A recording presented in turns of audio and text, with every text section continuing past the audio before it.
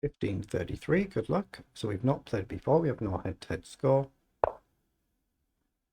Our opponent, 650 games of rapid. We've done just about double that, just over 1,000. So play the carrow. You can pretty much pre-move d5, but it is a rapid game, so there's no need to pre-move it. But we'll play d5. So is he going to go for the 2 knights?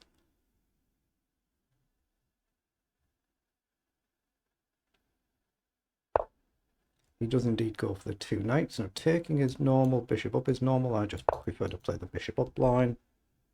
If pawn up, we'll just simply take. We'll play forward. Okay, he's chosen to play d4. I think I'll just play a nice slow steady e6 here. Could be more like a French structure. We'll play c5. Okay, what do we want to do? Oh, he's offering a draw. Shouldn't be offering a draw this early in a game. So knight up, down, takes is fine. Knight up, pawn down, knight back, that's all fine. That's pretty standard. I think I'm just going to play a slow steady move, just preparing c5. Depends what he does. Obviously, if he takes, I'll take back. Okay, now we're going to take. I'm going to play knight up. And if he pushes, we'll go back.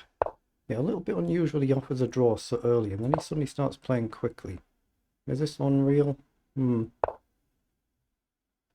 played bishop down. Let's play c5 then. Just try and chip away at this pawn structure. If he takes, we can go this way and maybe jump across. And we're just making room for our knight to come up.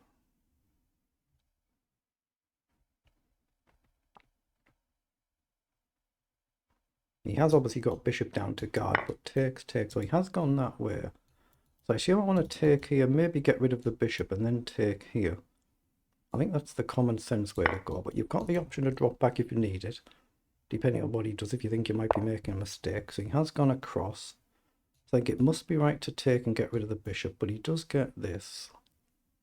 Knight up, d4, gives us a target, bishop up, bishop up. It seems fine, doesn't it? Seems fine. Let's get rid of his bishop. We could just develop the bishop immediately. I assume he's going to go with a pawn to play d4. Well, if he goes with a pawn, can we play d4? Yeah, we could have played d4, so we'll be able to take back here. Just got to try and pay attention to these moves and take your time. I'm playing a slow, rapid game, so trying to use the time. So I think we just want a castle here. We've also got knight moves, but castling, there's no immediate attack. We get our king safe like our opponent has done. Now we just need to figure out where do we want the knight. Probably to f6, probably. He's kicked our bishop back, so I think we'll just drop back one. Put it on the nice attacking diagonal. Yeah, he's going for this diagonal. That's a good idea. So I think I want knight here or knight here. I'm probably going to go this way to cover these 2 squares. So he's gone in immediately, so that gives us bishop up. So we're just going to try to challenge this bishop. We could even drop back here. We don't particularly want to take the knight. We want to trade the bishops. So he's gone across. Now is there a trick if I come here like knight takes?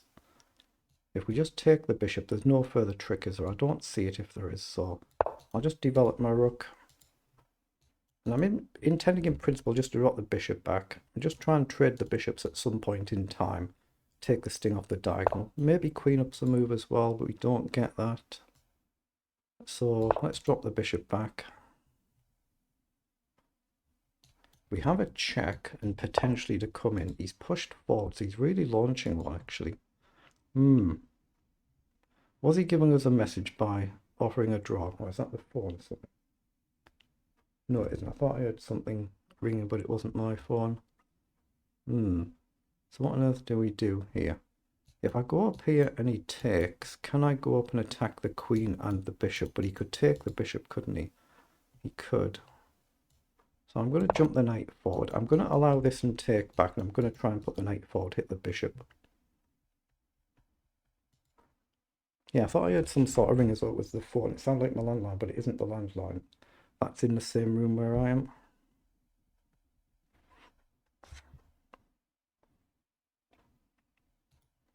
But what I'm trying to do is neutralize this diagonal threat. That's what I'm basically trying to do. Oh, that's just allowed us to go here. It's probably lost the game, that, because he can drop back and guard, take, but then we win the knight. So that's probably the losing mistake, but We've still got a potential threat here, but we do attack the queen and the bishop now. Okay, he's seen that, but we can take and then collect the knight in an exchange, and that should be good enough. That should be good enough. Oh, I did the lines line that one. I'll just have to get it. Just bear with me.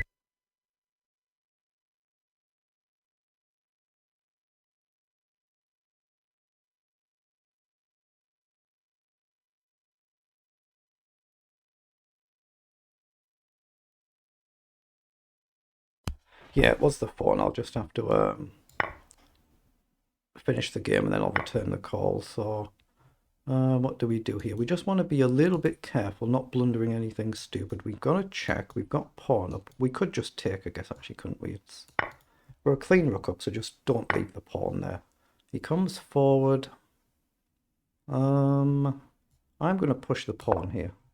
I've just got to try and find a way to get my pieces into the game. Okay, he's gone back to attack our pawn, so I think it makes sense to try and collect this one. There's nothing wrong with him playing on just in case we blunder the game away. It does happen. Nothing wrong with that, but it is in an arena, so he could get on with another game if there's time. Now, we've actually got a nice check here, and if you take, we take the rook with a check. So it sacks a rook to gain a rook. It just simplifies the game. So we'll throw a check in. It'll deflect him from guarding his rook. And now we just want to give our king an emergency square and then develop our rook. You could obviously develop the rook straight away. In fact, it's probably a good move, isn't it? Because we threaten to get the queen off the board. But we always want to give ourselves an emergency square just in case. So we'll do that now so we don't forget. So there's no risk of a one move back mate. And there's the check, so we get the queen off the board. Okay, unlucky there. Unlucky. Let's see what it was in engine speak. We'll pause so we don't accidentally start another game. But yeah, you see, you offered a draw very early on. So they're the move times for both players. Let's request an analysis. The Caro-Kann defends 2 knights attack. So if you click on that, it'll bring some puzzles up to do.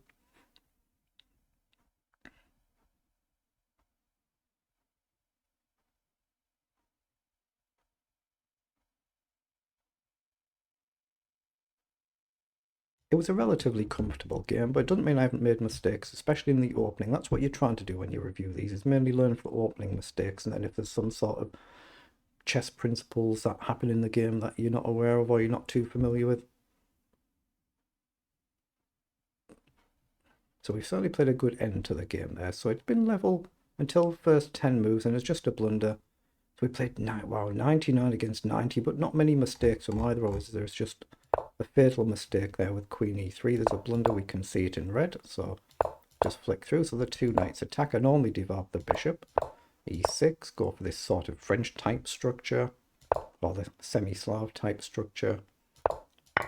Then we trade, develop the knight. Yeah, bishop e3 is the recommended move here rather than pushing the pawn.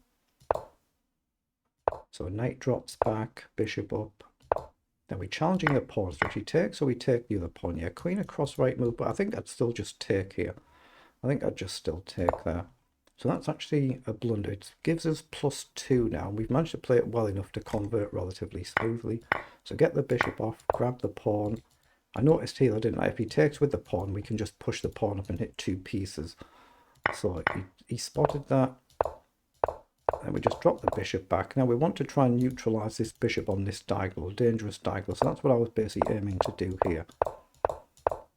And I'm just reacting to my opponent's move. Then we spot a chance to win the piece. And then it's just a case of, can we make sure we don't blunder anything really stupid, but in an ideal world, get the pieces off the board. Then as it is here, we're just left with a rook just to clean up. But not a bad effort from my opponent. It's just one real key blunder there, wasn't it? But, you know, I found a lot of good moves there. So well played.